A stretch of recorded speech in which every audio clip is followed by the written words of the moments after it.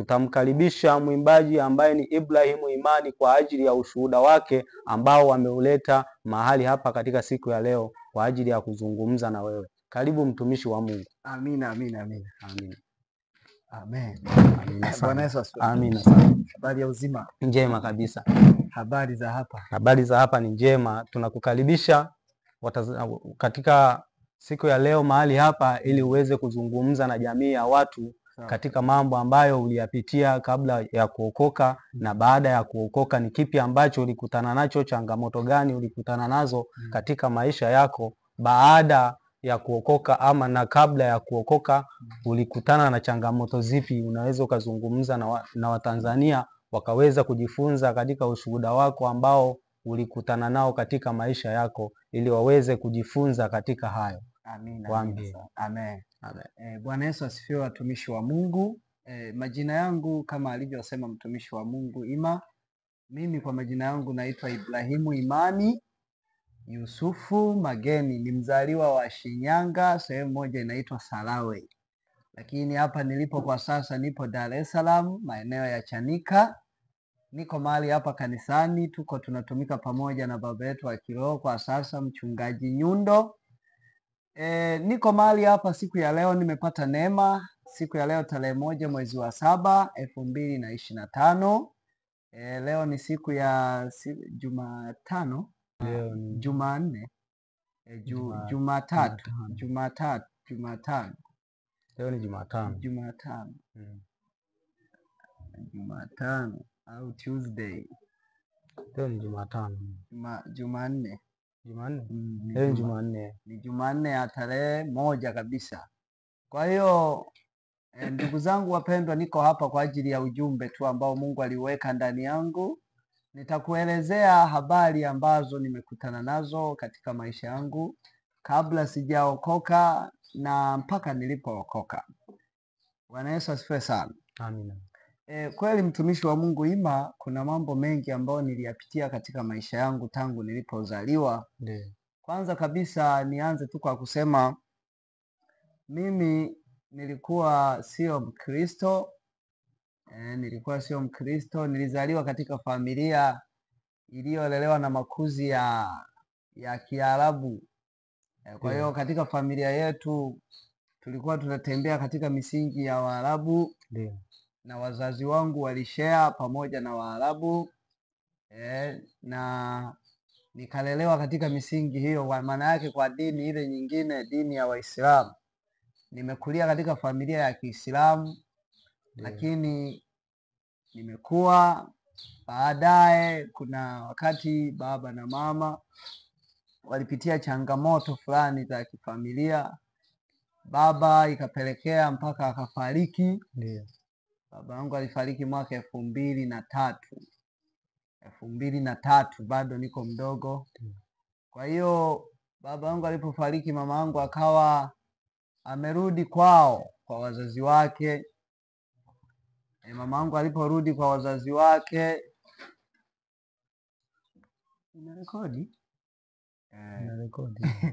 amerudi kwa wazazi wake. Basi tukaendelea na maisha, ikafikia hatua kama unavyojua maisha yakaendelea. Mama yangu akaolewa tena sehemu nyingine baada ya miaka mingi kupita. Mimi nikakabidhiwa kwa walezi, yani kwa wazazi wake na mama yangu. Nikaanza kulelewa bibi na babu. Nimekaa pale wakinilea katika maadili mema. Nimekaa pale, ile familia niliyokuwa nikilelewa sasa walikuwa hawamwamini Mungu wa kweli. Walikuwa wanaamini miungu, mizimu. Walikuwa wanaamini waganga wa kienyeji. Walikuwa na mila na desturi zao katika ile familia. Kwa hiyo nimekaa pale kwa babu yangu, nimelelewa pale, nikaanza kusoma shule nikiwa pale, darasa la kwanza, la pili, la tatu. Nilipofika darasa la 4, changamoto zikaanza. Nimefika darasa la 5, nilipata ajali. Ajali hiyo nilipata ajali, tulikuwa tunatoka shamba. Babu yangu alikuwa mkulima wa pamba. Na alipewa elimu ya kuto kupanda upya mbegu. Alikuwa anakata tu yale mashina ya pamba. Tukishavuna pamba, ukishakaribia ule msimu, tunayakata kwa kutumia mundu. Ndio. Tunayakata alafu baadaye yanachipuka tena, Yanachipuka yanakuja yanazaa. Sawa. Kwa hiyo tulikuwa tunatumia huo mfumo. Sasa siku moja tulikuwa tunatoka shamba, nikiwa mimi na bibi yangu, tulikuwa tunatoka shamba, mimi nikapita kwenye maembe. Ndio. Nikapita kwenye maembe kwa ajili ya kuchukua maembe. Pita kwenye yale maembe, bibi yangu akatangulia nyumbani. Alipotangulia basi mimi nikaanza kuja nyuma. Tulikuwa na watoto wenzangu wengi tu wa majirani. Sasa mimi nilikuwa mtundu sana kipindi hicho, niko mtoto. Kuna kijana mmoja alikuwa anaendesha baisikeli anaelekea sehemu ambako tulikuwa tunaishi. Nikamwambia naomba lifti, lakini yule mtoto alikataa. Akasema haiwezekani nikubebe, mimi nimeagizwa. Basi kwa sababu mimi nilikuwa mtundu na mkorofi, nikamkimbiza kwa mbio, na yeye akaanza kuendesha baisikeli kwa kasi ili aniache. Sasa nikiwa namkimbiza, nikabahatika nikampata. Bahati mbaya yale mamundu yale ya kukatia nyasi tulikokuwa tunakatia pia pamba, nikawa nimeyashikia kwenye ncha yake, kwenye ncha. Kwa hiyo nilipoipata ile baskeli nikashika keli ya namna hii.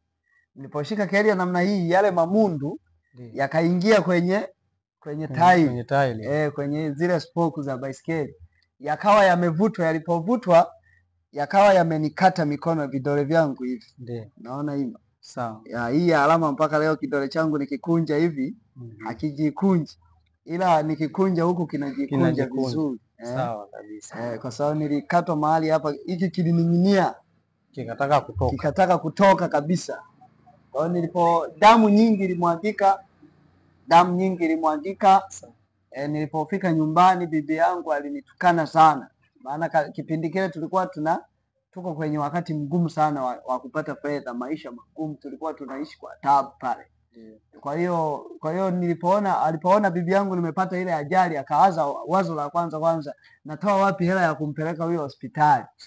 Badala yake bibi alinitukana. Babu tulikuwa tumemwacha shamba, bibi alinitukana sana, na wakati huo damu inazidi kutiririka na kidole kimening'inia. Akaniambia nenda kwa babu yako mzaa baba, maana pale nilikuwa naishi kwa babu mzaa mama. Anambia nenda kwa babu yako huko, naye akakutibie. Sawa. Basi nikawa nimeondoka, nikaenda kwa babu yangu pale. Babu yangu naye alikuwa na maisha duni sana.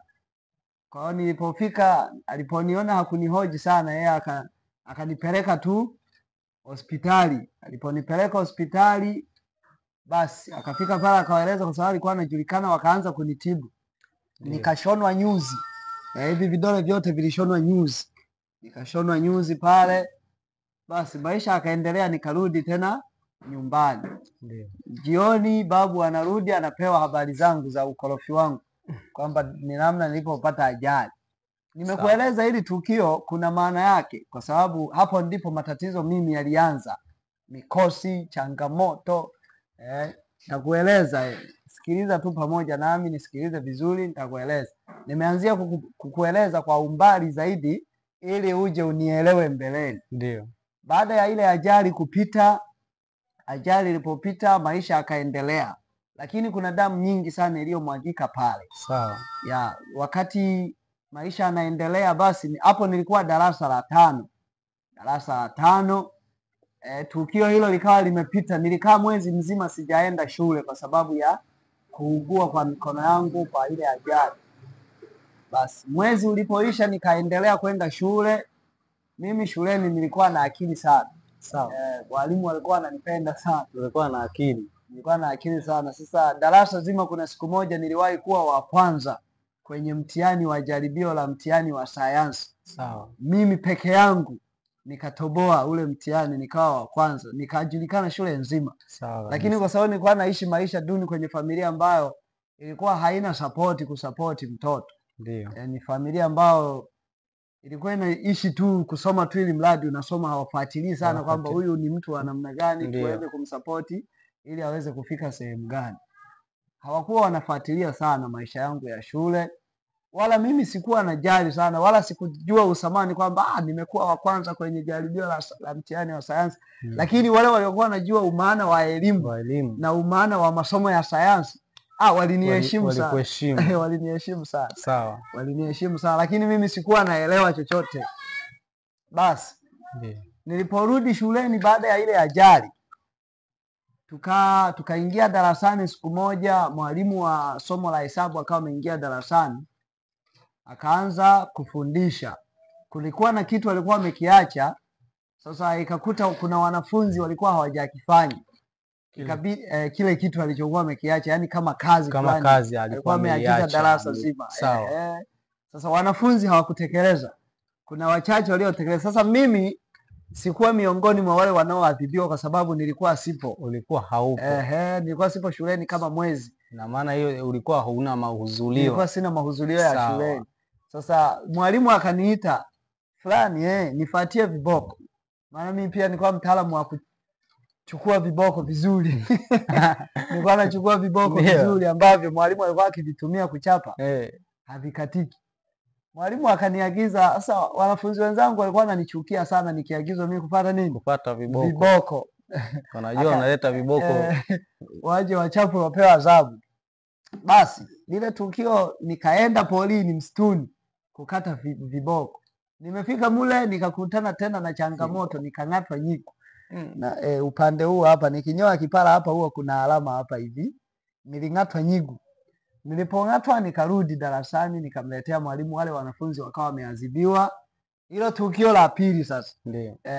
Tukio la pili. Tukio la kwanza vidole vyangu vilipata ajali. Tukio la pili nikang'atwa na nyigu. Hapa. Ndio. Sasa nimekuelezea sio nyigu wa kawaida, kwa sababu nyigu wa kawaida anaweza akakung'ata na ukajipaka mavitu fulani, tulikuwa tunapaka mavitu fulani.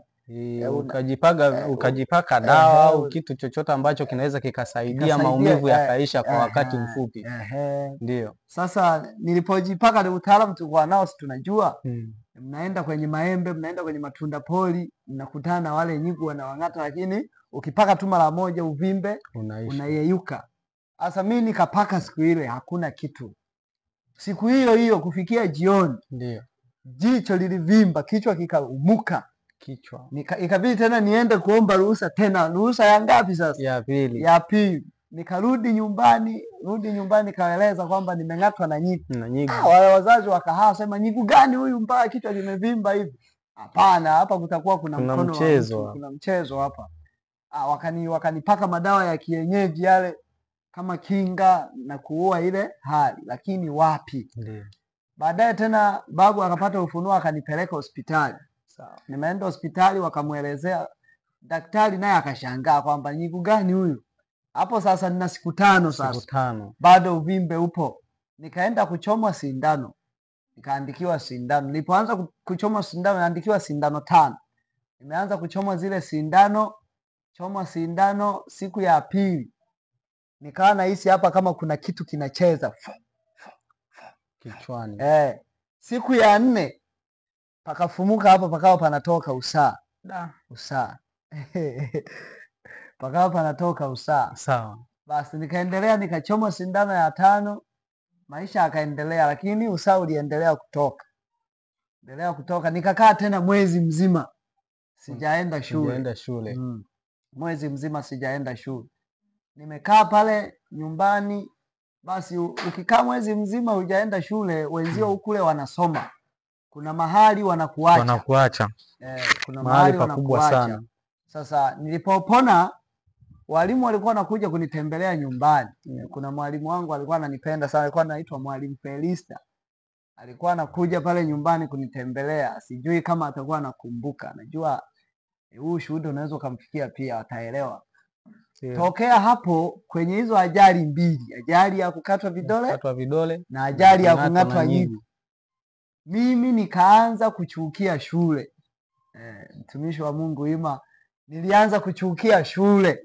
Nikawa mvivu kwenda shuleni. Ndio. Hata nikiingia darasani mwalimu akiwa anafundisha, sina ile hamu ya kuendelea kusikiliza. Nikawa natamani tu kuzurura. Yaani nikawa natamani tu, yani hata shuleni siende, naona fresh tu. Naona mtumishi wa Mungu. Ndio.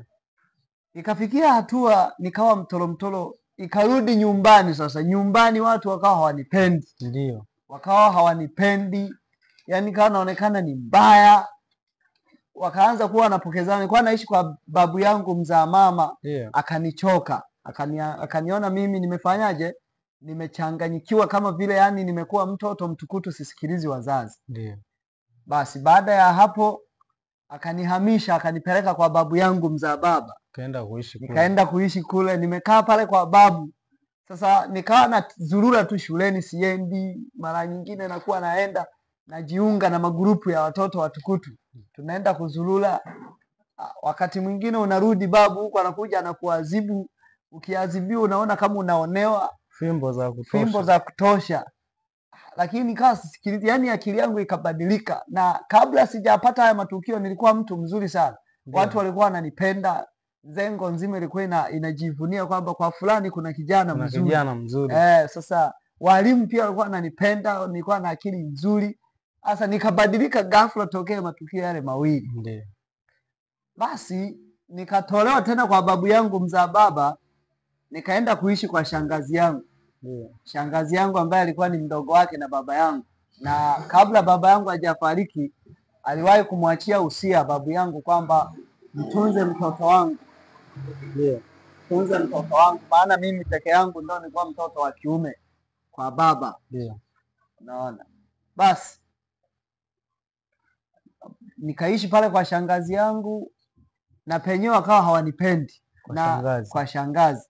Na nakumbuka kuna matukio yalianza pale ya nikawa nahisi kama kutengwa, yani kila ninachokifanya mimi kinaonekana ni kibaya, yani wakawa hawanipendi. Na ukirudi nyuma, shangazi yangu alikuwa ananipenda sana. Yeah. Kipindi bado naishi kwa babu yangu mzaa mama, mpaka ilifikia hatua shangazi akawa ananishawishi nihamie kwake. Unaona, nihamie kwake, lakini babu yangu alikuwa mkali, sio rahisi kunitoa pale. Sawa. Ila baada ya matukio hayo kutokea, kila mmoja akawa ananiona sifai, akanichukia. Ikafika hatua mpaka ikabidi wampigie mama simu sasa. Ndiyo. Wamwambie mwanao huku shule haendi, wenzake wanaendelea, wamekaribia kuingia darasa la 6, yeye haendi. Ameshindikana, inatakiwa umchukue mwanao. Ndiyo. Tumtume.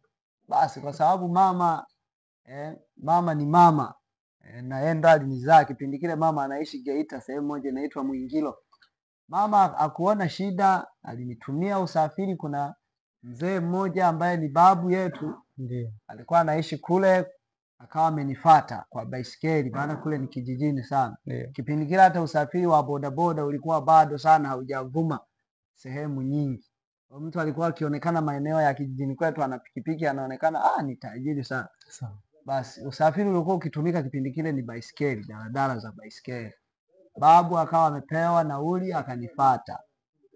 akanifuata pale, nikaja nikachukuliwa, tukaondoka tukafika mpaka kwa mama. Nimefika kwa mama. Ndiyo. Mama akanipokea. Ndiyo. Tukakaa kama siku chache, watu wakawa wanasema huyu ndio ulikuwa unapigiwa simu, wanasema kwamba ameshindikana na wasumbua, mbona yuko vizuri tu. Mbona yuko vizuri kidogo. Mpendwa unayetusikiliza mahali hapo, endelea kufuatilia ushuhuda huu, maana ni ushuhuda unaojenga. Ni ushuhuda ambao unaweza ukakupa moyo na ukakufundisha mambo fulani ambayo wewe pengine ulikuwa bado hujayaelewa na kuyafahamu. Endelea kutufuatilia na endelea kutusikiliza mahali hapa, usituchoke, maana tuko kwa ajili ya jamii, tuko kwa ajili ya watu wote ambao wanaotusikiliza waweze kujifunza katika haya mambo ambayo yanaelezewa hapa, yaliyoletwa na mtumishi Ibrahimu Imani aliyoyapitia katika maisha yake. Baada ya kufika huko wakakupokea. Wakanipokea. Ndiyo. Waliponipokea nikaendelea kuishi. Basi watu wakawa wanashangaa tu kwamba huyu mtu tulikuwa tunasikia kwenye simu, unapigiwa simu, ameshindikana, mbona yuko vizuri tu na anaonekana ana akili sana. Sawa. Basi mama akasema hatuwezi kujua yaliyoko. Basi mama akanipokea pale, maisha akaendelea. Sikukaa muda mrefu, mama akanitafutia nafasi ya kuendelea na masomo. Sawa. Nikapelekwa shuleni, nikaenda kujiunga na shule moja inaitwa Nyamigogo kule Geita. Nyamigogo Geita, wale ambao wamewahi kutembelea maeneo ya Geita kule kuna shule inaitwa Nyamigogo. Najua wanafahamu. Nikaenda nikafika pale shuleni, nikapokelewa vizuri tu. Sasa taarifa zangu nilishangaa zilifikaje. Ile tu nafika darasani, watu wanaanza kuambiza yule ndo kijana tuliambiwa kwamba ana akili, ni msomi. Ndio. Nikawa nashangaa zimefikaje taarifa zangu? Taarifa zimeshafika. Zimefikaje? Sasa nilipofika pale kwa sababu sikutoka na uhamisho, na kipindi kile uhamisho wa mwanafunzi ulikuwa mgumu sana. Kumhamisha mwanafunzi ilikuwa ni shida. Ndio. Tofauti na sasa hivi mambo yamebadilika. Sasa hivi. Kwa dakika chache tu unaweza ukamhamisha mwanafunzi. Sasa nikaenda kuchukua jina la mtu mwingine ambaye alikuwa ameacha shule. Ndio. Hapo sasa tuko darasa la 6 hapo. Nikaenda kuendelea na darasa la 6, nikapewa jina Lazaro. Nilipewa jina hilo Lazaro Thomas. Ndio. Ukumbuke kipindi hicho bado niko kwenye dini ile ya Uislamu. Ndo dini ya familia. Ndio. Kwa hiyo nilikuwa kule. Kwa hiyo kupewa lile jina la Lazaro, jina ambalo liko kwenye Ukristo. Kwenye Ukristo. Ila bado uko kwenye Uislamu. Nikapewa jina Lazaro Thomas. Mimi nikalipokea tu kwa sababu nasomea. Ndio. Nikaendelea kusoma. Siku moja sasa, stori za darasani mle. Ndio. Kuna jamaa mmoja akawa karibu na mimi akasema, nimesikia taarifa zako bwana, unaweza sana masomo ya Kiingereza, unaweza masomo ya sayansi, unaweza masomo ya hisabati. Naomba tuwe karibu bwana. Lakini yule jamaa alikuwa ananizidi umri. Ndio. Kwa yani kwenye ile darasa mimi tu ndo nilikuwa naonekana mdogo. Lakini kuna majamaa alikuwa na ndevu. Tumesoma na majamaa yana ndevu. Sawa. Ambapo sasa hivi shule zote ni watoto tu. Sasa hivi shule zote huwezi ukaona mwenye ndevu. Basi nikakaa karibu na yule jamaa. Nimekaa karibu na yule jamaa, akawa ananiletea vyakula, maana mimi nyumbani nilikuwa ni mbali sana. Wakati wa kwenda kula chakula cha mchana mimi nilikuwa siendi, nakaa tu shuleni. Ndio. Sasa jamaa akienda nyumbani ananiletea msosi. Tunakula, tunaendelea kupiga kitabu. Siku moja sasa, mtumishi wa Mungu, wasikilizaji mnaonisikiliza na kunitazama sasa hivi, uchawi upo. Iwe shuleni, iwe wapi, upo uchawi. Uchawi upo. Sasa siku moja, ndio, kuna mwalimu fulani hivi akaja kufundisha somo la maarifa ya jamii darasani kwetu. Alipokuja kufundisha lile somo, mimi nilikuwa na uwezo, mwalimu akiwa anaandika notes ubaoni, ndio naanza naye, ila anaenda kumaliza na mimi nimemaliza. Unaona Mungu alinijalia huo uwezo. Ndio. Mwalimu ameandika notice, nikaanza naye. Ila anaenda kumaliza nishamaliza. Akaandika maswali, amemaliza kuandika maswali. Nikaandika maswali yote. Somo la maarifa ya jamii pia mimi nilikuwa mtaalamu sana. Nilikuwa napenda sana ile somo. Ndio. Hakuna kitu kilikuwa kinanichenga. Amemaliza kuandika maswali, mimi tayari nishamaliza kuandika. Nimemaliza kuandika na kuweka majibu. Ni kama kawaida yangu, utoto ulikuwa ni mwingi. Naanza kupiga kelele, Monta, kusanya madaftari na tuchelewesha, sie tufanyeje? Twende nyumbani. Sawa. Wengine bado sasa mimi napiga kelele, wanahangaika. Sasa kumbe kile kitu kinawakera watu. Kumbe kule mle kulikuwa na washirikina. Na nilipewa historia ile shule kulikuwa na ushirikina pale, kwamba kuna kipindi cha nyuma kuna mwalimu mmoja alikuwa mkali sana, alikuwa anaadhibu wanafunzi. Aliwahi kuamka na familia yake wako katikati ya shule. Wamelazwa katikati ya shule. Sasa nilipata historia hiyo, basi sikuamini, lakini sasa kilichonitokea, Monta tulipomaliza akakusanya. Baada ya kama masaa mawili kupita, nikaitwa darasani, ofisini. Ndio. Kwamba fulani unaitwa ofisini na mwalimu fulani. Nikakumbuka ni mwalimu wa lile somo ambalo tulikuwa tunafanyaje? Tunaandika. Ndio. Nilipofika mwalimu akaniuliza, umeandika nini hapa hivi? Nikasema, nimeandika kama ulivyoandika. Hebu angalia. Mtumishi wa Mungu Ima, nilishangaa. Yaani daftari si iko hivi. Unaandika kutoka huku kwenda hivi. Mimi niliangalia daftari limegeuzwa. Yaani yale maandishi nilikuwa naandika yamegeuzwa. Kama ni B iko juu, inasomeka kama P. Kama ni A ya herufi kubwa imepinduka. Yaani herufi zote zilikuwa zimepinduka. Daftari zima zimepinduka. Ikasema maajabu. Mbona mimi niliandika vizuri? Mwalimu akaniambia, natakiwa urudie kuandika. Umeandikaje? Wewe unajua kusoma kweli? Najua kusoma. Soma sasa hapo. Havisomeki. Herufi zote herufi zimegeuka. zote zimegeuka, zimepinduka zimepinduka. Kwa hiyo vita iliendelea, kwamba huku niliharibiwa akili, nikawa sipendi kila sehemu ninapoishi. Nimehamia tena kule. Nimehamia kule tena unaandika na ninakuta uvumo umeshavuma kwamba kuna jamaa msomi. Naenda kuandika nakuta herufi zinageuzwa tena. Zimegeuzwa. Mwalimu akaniambia nirudie, nisiporudia ataniadhibu, hakunielewa. Nikaona uvivu kuandika. Kuna mwalimu mmoja pia akawa anamsimulia, alikuwa mkatili sana, mkali. Anatandika viboko, akikuchapa kiboko kimoja kama unapigwa viboko 10. Yeye alikuwa mwalimu wa somo la Kiingereza. Sasa siku moja nikawa nimeenda shule, nikasahau daftari la Kiingereza nyumbani. Mwalimu alipokuja darasani akatoa masomo yake, tukajifunza. Ile naenda kuchukua kwenye begi langu, nachukua daftari halipo. Na mwalimu akikuta haujaandika viboko. Na walikuwa wanasema kwamba yule mwalimu akichapa kiboko kimoja ni kama 10. Nikachukua ile picha sasa kwamba adhabu inafuata. Adhabu inafuata, nafanyaje? Mwalimu kweli alikuja kuingia, akaingia mkali kweli. Akaanza kukagua kazi zake. Mimi sijaandika. Hujaandika. Najitetea, mwalimu, daftari nilijisahau nyumbani, na nyumbani ni mbali. Umelisahau nyumbani? Fuata viboko. Kama kawaida yako ya kufuata viboko. Nikaenda polini, ile shule ilikuwa mlimani, nikaenda mlimani kukata viboko. Ndio. Sasa nikawaza, nikienda nitachapwa. Nikichapwa kiboko kimoja ni sawa na viboko 10. Na amesema ananiadhibu kwa viboko 3. Fimbo hizo. Mara 10 30. Nikasema hapa kalipi. Mbio ukurudi shule. Sikurudi shule, nikaenda nyumbani kimoja. Nikafika nikamwambia mama, mimi kuanzia leo sitaki shule. Shule imenishinda, nikawa nimeiacha shule kwa staili hiyo. Nikakomea hapo darasa la 6. Hapo bado unaingia kwenye Uislamu? Bado niko tu kwenye Uislamu. Sawa kabisa. Basi nikawa nimekaa hapo nyumbani, ilikuwa ni kijijini pale nyumbani, walikuwa wanafuga ng'ombe, mbuzi. Nikaanza tu kuwa mchunga mbuzi, mchunga ng'ombe. Mama yangu pia alikuwa mfanya biashara, alikuwa anauza dagaa. Basi tukawa tunaenda kutembeza dagaa mitaani kwenye familia za watu. Ilikuwa ni kijijini sana kule. Sasa nimeendelea kuishi maisha hayo. Shule nikawa nimeacha tena. Siku moja kuna wanafunzi wakawa wananifuata, maana tulikuwa tunakaribia kufanya nini?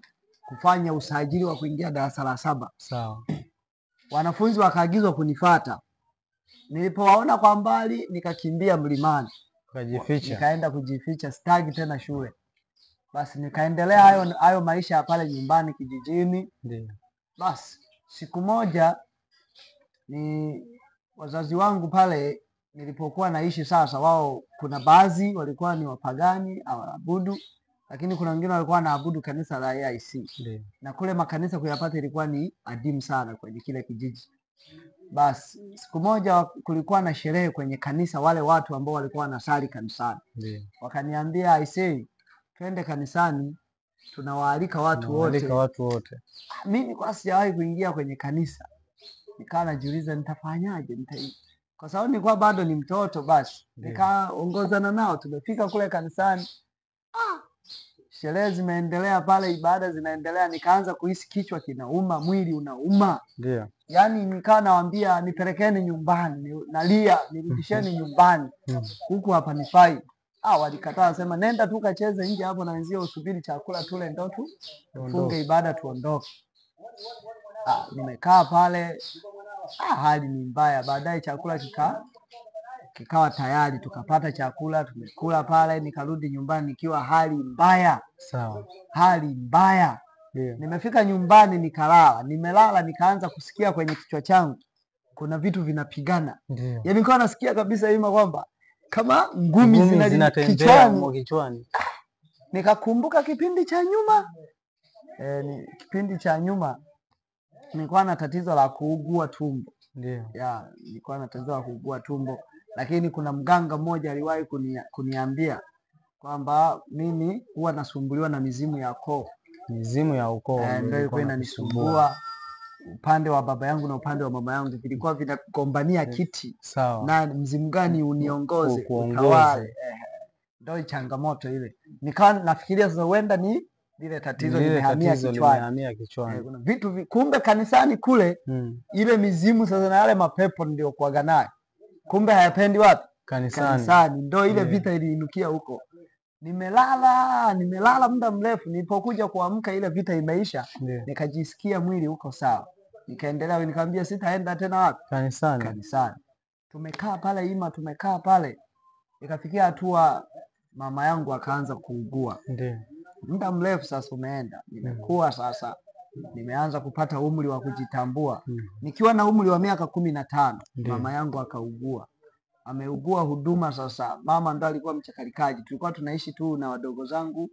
Na mdogo wangu wa kunifuata mimi, kuna mdogo wangu wa mwisho. Tulikuwa tunaishi watoto watatu na mama. Na pia kulikuwa na ndugu zetu pale. Walikuwa wao sehemu nyingine. Mama yangu anaumwa hali mbaya, na yeye ndo alikuwa mchakalikaji kwa ajili ya kutafuta riziki. Hawezi tena kufanya kazi. Kule ni kijijini. Kupata mambo ya hospitali ni mbali sana. Ikabidi tuwe tunaenda hospitali hivyo hivyo, mwisho wa siku tunanunua vidonge hivyo, mama hali yake ikawa mbaya. Sasa katika ule wakati wa mama kuugua, familia yetu ilipitia changamoto sana. Kukosa fedha, kukosa mahitaji.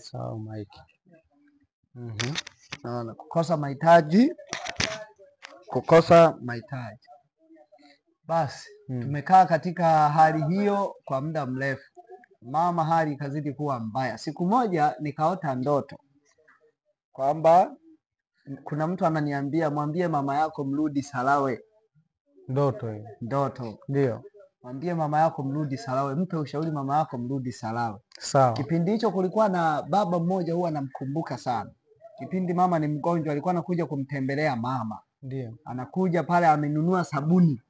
Anakuja kumtia moyo, anamwambia ili nijaribu tu napitia kama Ayubu. Anasoma Biblia kwenye kitabu cha Ayubu. Ndio. Mimi sielewi kipindi hicho mambo ya Biblia.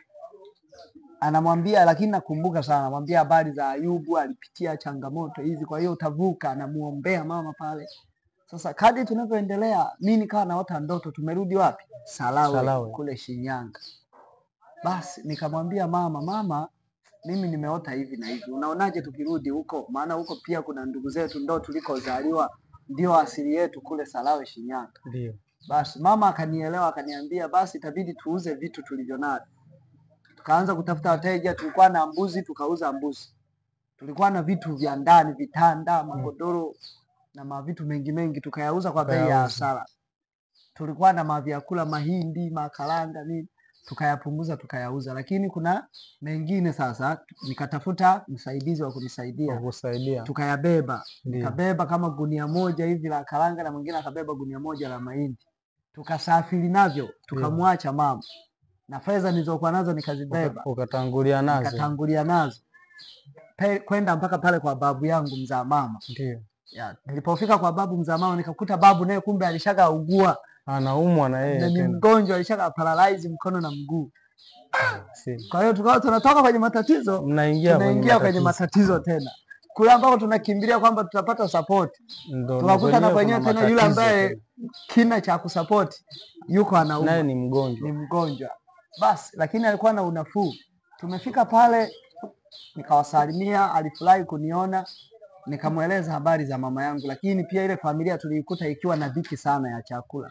Walikuwa na maisha magumu, changamoto. Lakini ujio wetu pale, kwa sababu tulikuwa na vitu vingi, tulikuwa na pesa, tumeuza mavitu kule, ukawa umeleta ahueni pia katika familia. Basi nikampa zile fedha kwamba mama amesema uzitunze hizi fedha, na hiki vyakula tulivyoleta vitunze, tunarudi tena kumrudia yeye. Pia tuna vitu hivi na hivi, mama alikuwa amenunua shamba kule. Nikawaambia, walifurahi, wakatupokea kwa sababu tulikuwa na vitu. Sawa. Kwa imagine nilivyoona kwenye ile familia, light tusingekuwa na vitu, wasingetupokea. Kwa sababu na ile familia ilikuwa na wakati mgumu. Ilikuwa na wakati mgumu. Sasa kuongeza watu na wakati maisha yenu bado ni magumu, inakuwa shida kidogo. Basi wakawa wametupokea pale, kabidhi fedha. Nikiwa na umri wa miaka 15 sasa. Sawa. Nikawa nimerudi, nikafika nikamwambia mama, basi tukachukua daladala za baisikeli, tukaanza Mama hali yake ni mbaya, na ukiwa unatokea kule lazima upite sehemu moja inaitwa Msalala. Ukifika Msalala kuna sehemu moja inaitwa Nyugwa, kuna mbuga pale, nafikiri unaifahamu. Sawa, naifahamu.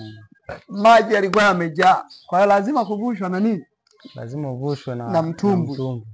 Mama hali ni mbaya, ikabidi tukodi mitumbwi miwili sisi tu tukaikodi. Bahati nzuri tulikuwa na fedha. Fedha ni jawabu la mambo yote. Ndio.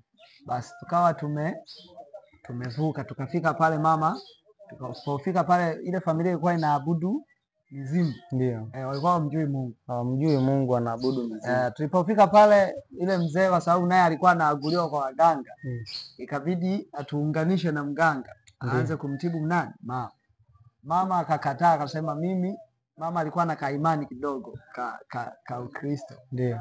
Akasema mimi sijazoea haya mambo, nitafutieni mchungaji wa kanisa langu na ushirika wangu, kwa nasali kanisa la AICT. Basi wakawa wametafuta mchungaji, akawa anakuja pale pamoja na waumini. Wanakuja pale, wanatutembelea, wanamsalimia, wanamuombea mama. Lakini pia ile familia kwa sababu asili yake ni ya waganga, walikuwa wanalazimisha tu tuendelee kutumia nini? Uganga. Basi akawa anakunywa kwa sababu ni mgonjwa na ujiwezi, unatumia. Lakini mwisho wa siku sasa kuna mjomba wangu, nafikiri unamfahamu, Ramadhani. Ndio. Ile alikuwa fundi ile kuleta kona. Sawa. Akawa amemchukua mama akampeleka hospitali. Kuna hospitali moja pale, kituo cha afya kinaitwa Salawe, kituo cha afya au Ikonongo. Mama akaenda pale akaanza kupata tiba hospitalini. Mama akaanza kupona. Mama alipoanza kupona hali yake kawa nzuri, kwa sababu alikuwa mtu mchakalikaji, mpambanaji. Akaanza kufanya biashara ya kuuza dagaa, ndio ilikuwa idea yake. Basi ameanza ile kazi, mimi nikiwa na umri wa miaka 15 hapo. Sawa. Basi ameanza ile idea, akaniagiza mama sasa niende kuuza shamba kule tulikotoka. Ndio. Maana kulipatikana kiwanja pale jirani na babu, ili mnunue mjenge. Tununue kiwanja sasa tujenge. Nikaenda kutafuta wateja, nikapata, nikauza shamba. Kulikuwa na ng'ombe pia. Akaniambia kauze na ule ng'ombe mmoja, tulikuwa na ng'ombe 3. Kauze ng'ombe mmoja, nikaenda nikamuuza.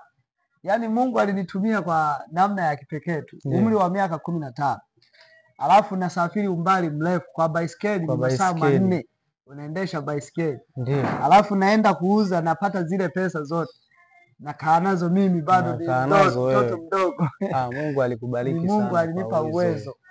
Basi nikafanya hayo yote, nikamaliza, nikarudi, tukaja tukanunua kile kiwanja. Ndio. Mungu alitusaidia, tulikipata kile kiwanja kwa 200,000.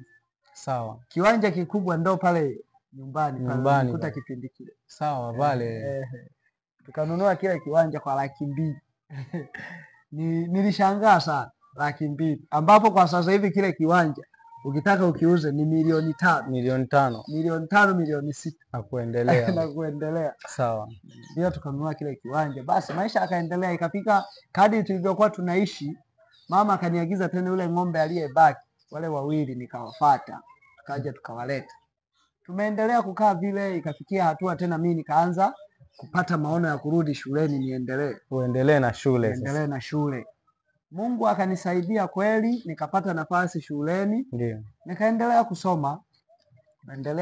Pale. Naendelea kusoma, nikapata neema, nikaanza darasa la 6, lakini pakatokea nafasi darasa la 7. Kwamba mwalimu akaja akauliza kwamba kama kuna mtu ataweza kwenda kukava nafasi, kuna watu wameacha shule. Ndio. Lakini majina yao tayari yameshafanywa usajili. Yameshasajiliwa. Imebaki tu kupiga passport. Ndio. Mtu yoyote ambaye yuko tayari kufanya mtihani, akave zile nafasi, ambaye akishinda akaenda form 1 basi ameenda. Lakini ukifeli unalikuta jina lako huko. Mimi nikasema hii ni fursa hii, nafasi nitumie. Nikajitoa, tulikuwa kama 3, mimi na mabinti 2. Tukaingia tukafanya process za kufanya mtihani wa darasa la 7. Sawa. Nilikuwa sijawahi kusoma masomo ya darasa la 7, lakini Mungu alinisaidia kwenye mtihani ulipotoka, nikafaulu. Ukafaulu. Nikaingia form 1. Nimeingia form 1. Nikaendelea kusoma, nimesoma, nilipata kibali kwa walimu. Nilipofika form 2 changamoto ikarudi. Changamoto ikarudi Ile tena. vita ya mara ya kwanza ikarudi tena upya ya kutokupenda nini? Shule. Changamoto ile ilirudije? Kuna binamu yangu mmoja alikuja kuniambia, wewe uwezi ukasoma hivi hivi.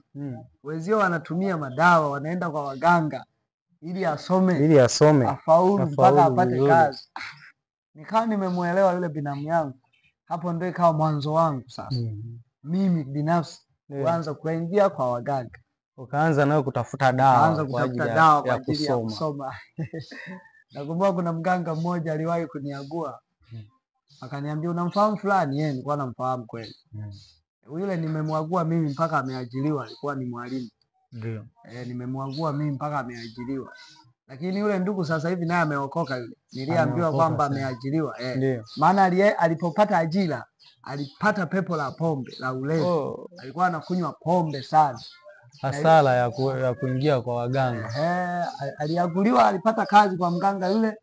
Akasoma masomo yake, akamaliza vyuo, akapata ajira moja kwa moja, lakini akawa mlevi. Kupitia ule ulevi akaja akaokoka, akaombewa, pepo la ulevi likatoka. Mpaka leo ameokoka. Yule mganga akaniambia, yule mimi nimemwagua.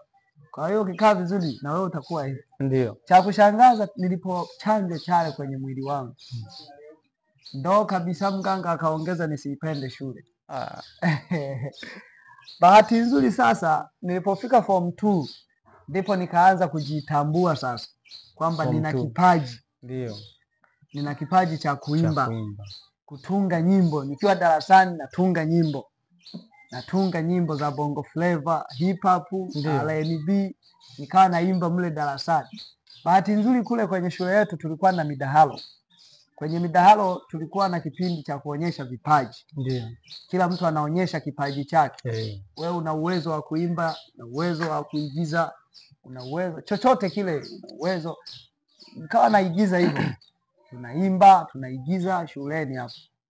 Basi nikaendelea hivyo pakatokea changamoto nikiwa form 2. Tulikuwa likizo shule tumefunga, lakini form 2 tukawa tunarudi shuleni.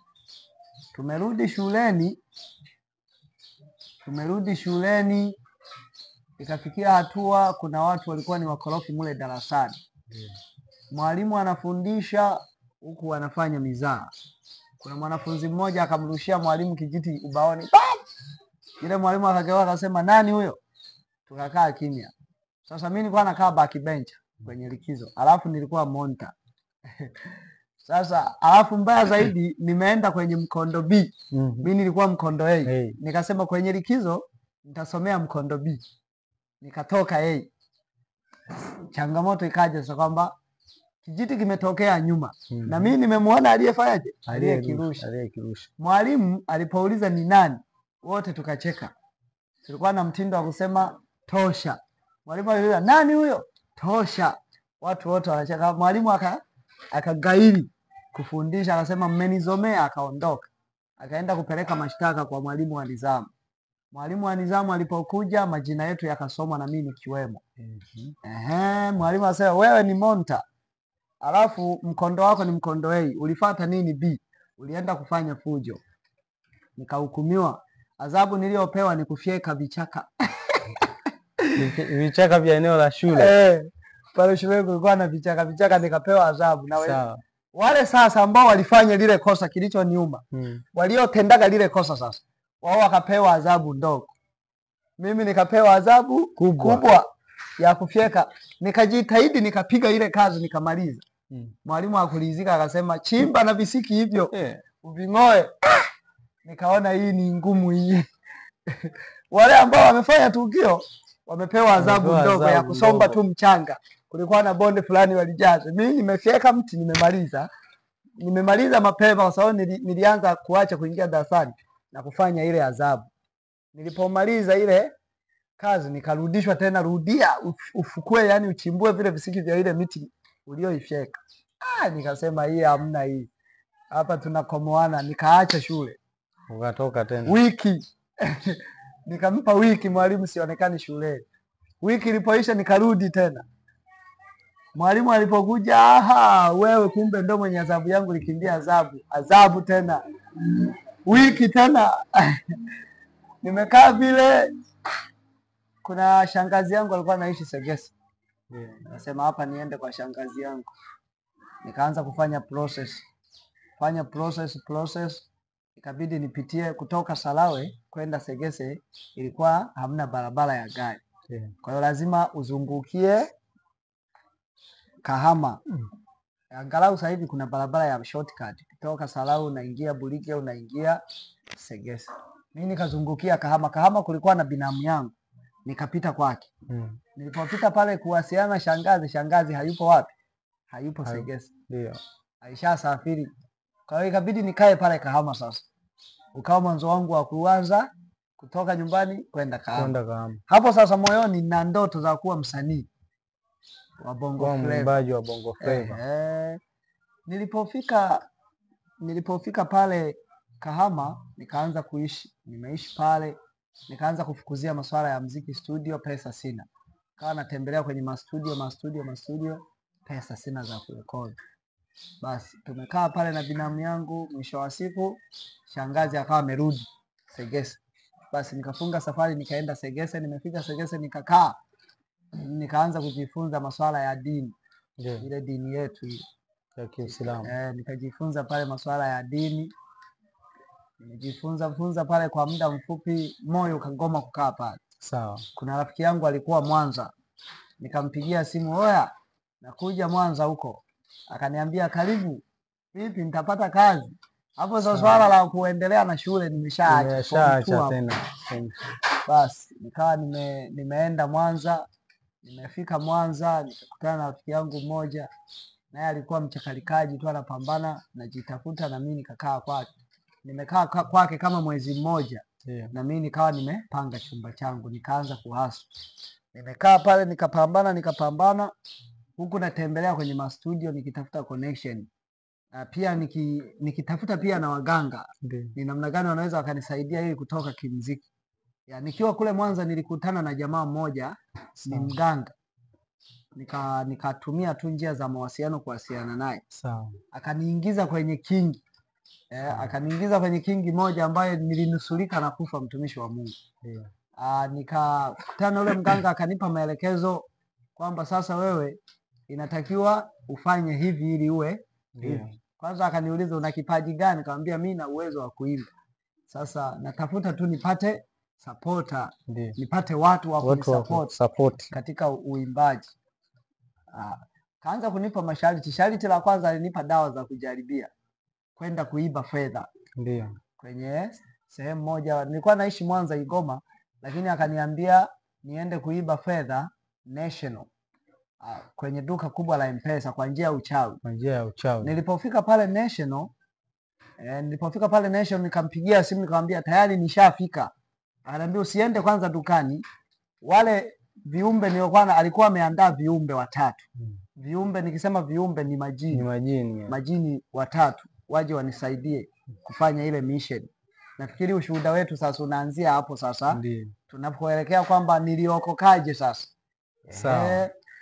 Hapo ni kabla ya hujaokoka. Sijaokoka hapo. Ndio. Bado kabisa simjui Yesu. Simjui Yesu. Simjui kabisa. Simjui Mungu, simjui Yesu. Ndio. Kwamba yupo anaweza, najuaga tu makanisa ni kitu cha kawaida. Sawa kabisa. Naona.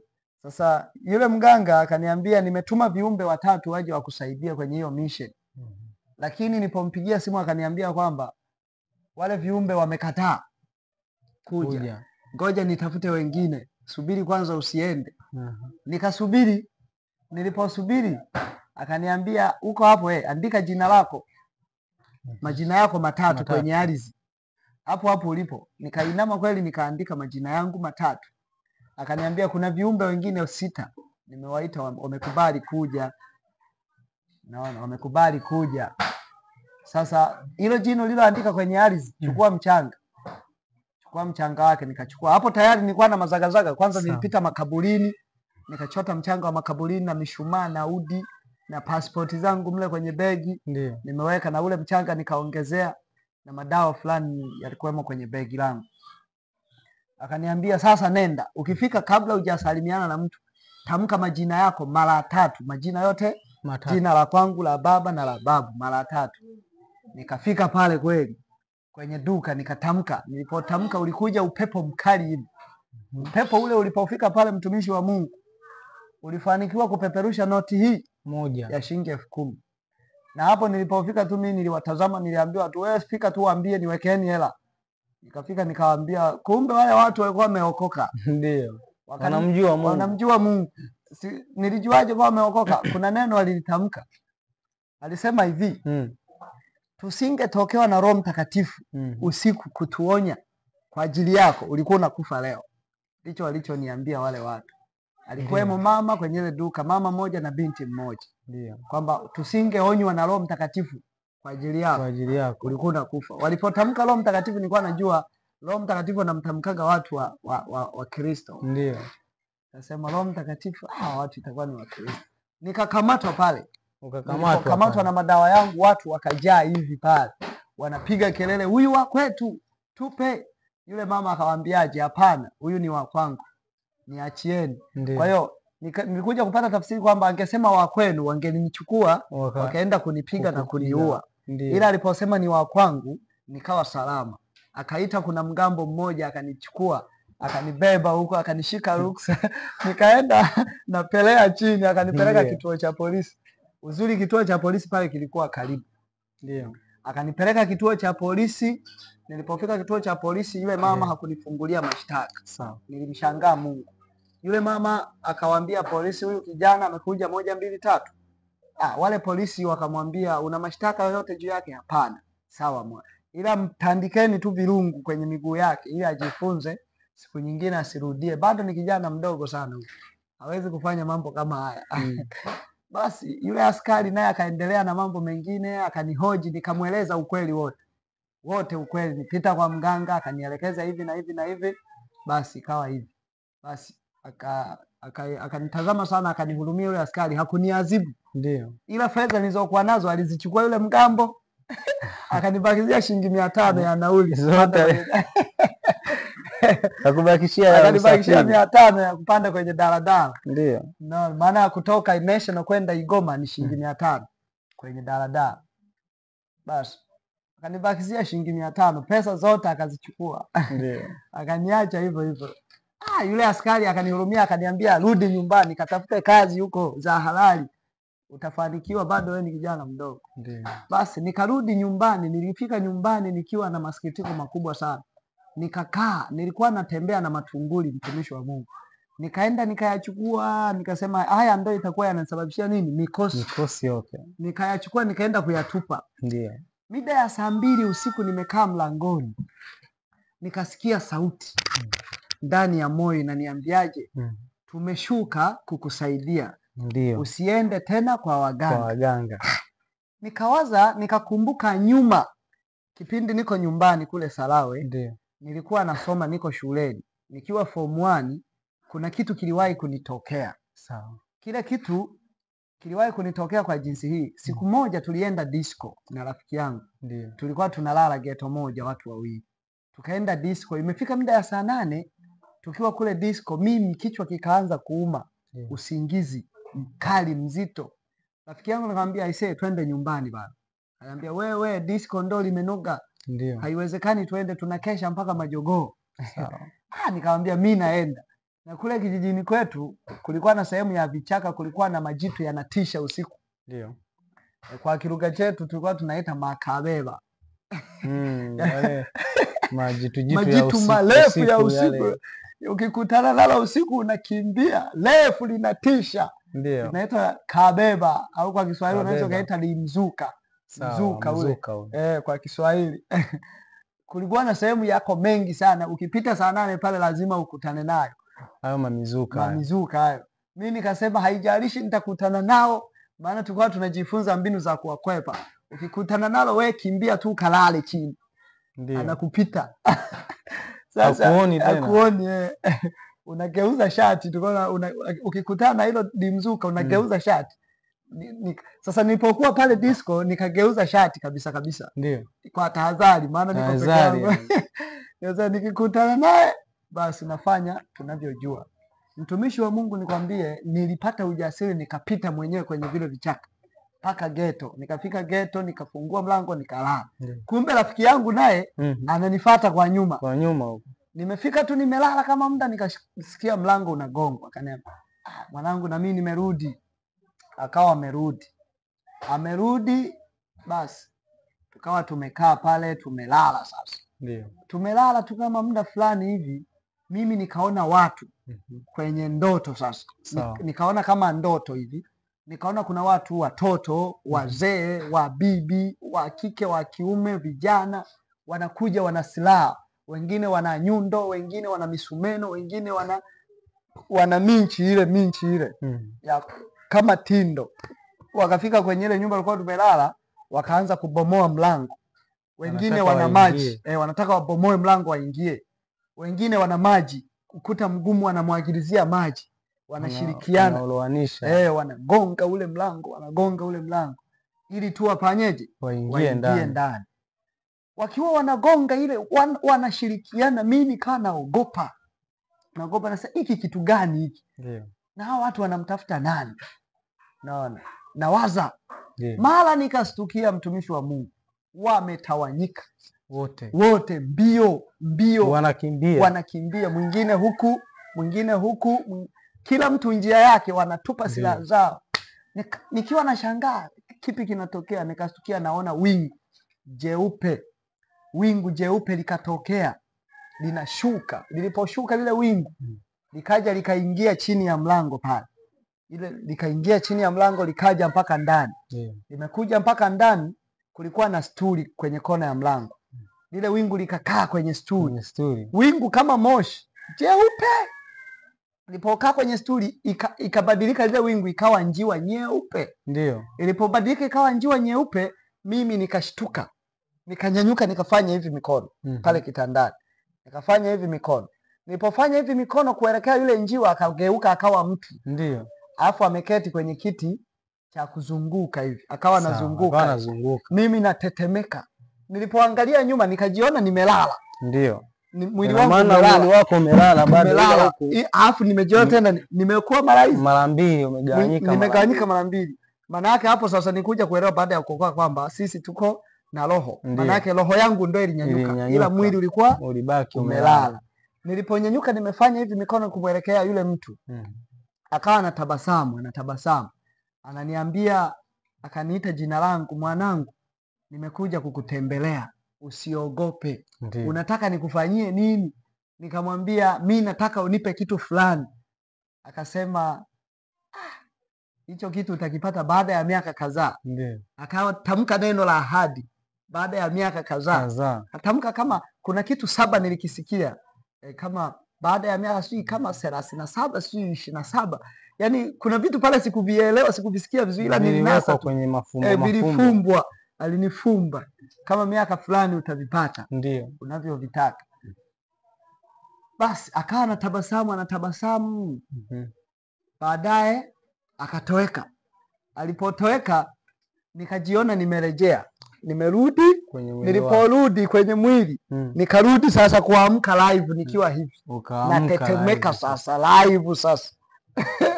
Nilivyokuwa natetemeka, mtumishi wa Mungu, natetemeka. Ndio. Nikamwamsha rafiki yangu, oya, amka.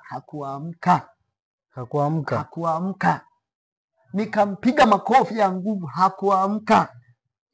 Kama alikuwa amezimia hivi. Ndio. Nilikuwa nataka nimhadisie ile issue iliyonitokea ule usiku. Basi baada ya hapo mimi nikalala tena. Asubuhi tu nilipoamka, huyo kwa mganga tena. Nikaenda kwa mganga.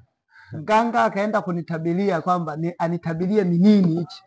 Ni nini hichi kitu kilichonitokea. Hakuweza kutabiri. Aliniambia vitu vingine tusikulizika. Nikaenda kwa mganga mwingine wa majini, anitabiria, naye akanitabiria mapenzi tu.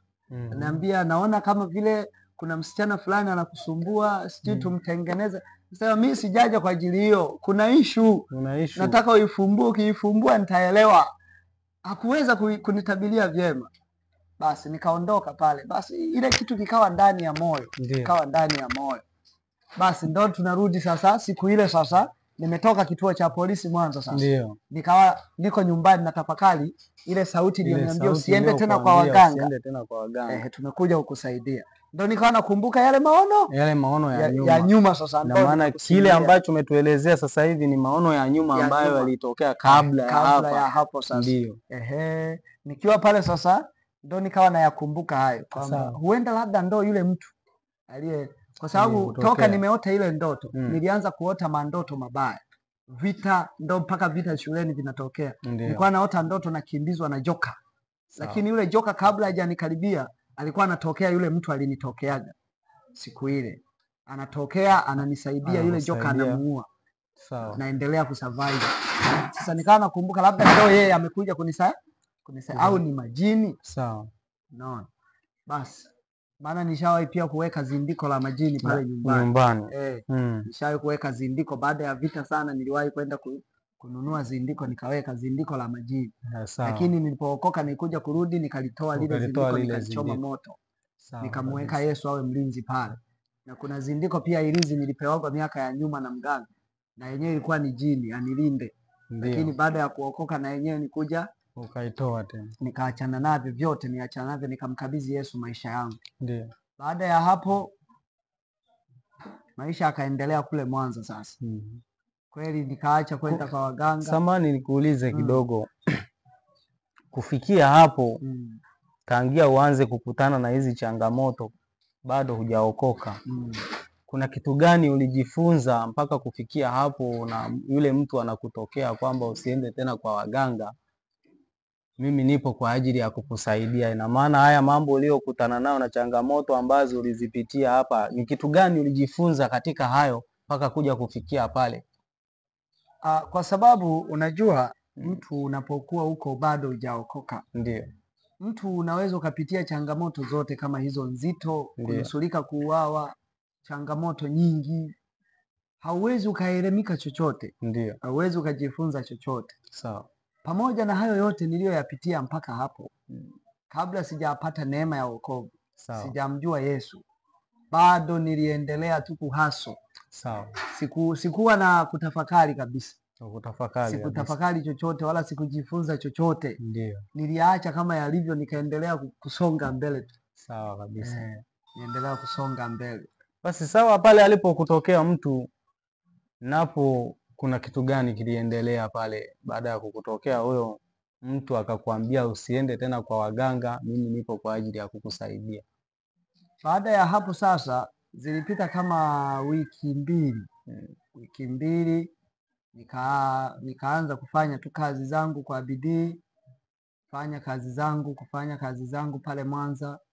Ikafikia siku moja kuna kaka yangu yule binamu yangu wa Kahama. Ndio.